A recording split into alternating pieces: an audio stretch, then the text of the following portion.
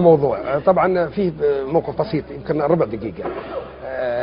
رونالدو كريستيانو أول ما وصل حقيقة مع مانشستر يونايتد وصل حقيقة ويعني فيه شوي شايف نفسه وكذا، فأنا ماخذ معي الصور في مخباتي على أساس أنه تعرف هذا لاعب عالمي وأخذ أفضل لاعب في كأس العالم.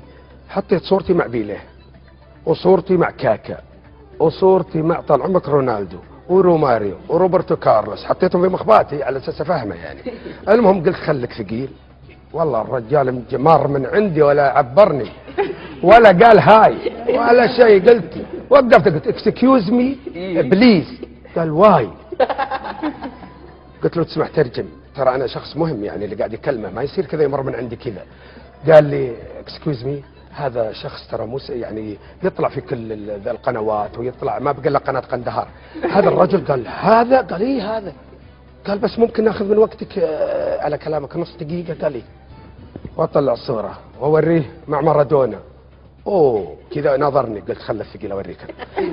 وبيليه اوه كذا، روبرتو كارلوس اوه، حطه كذا وحط شنطته ويصور. قلت انا ارجوك انا اعتذر ماشي انا عندي ارتباط.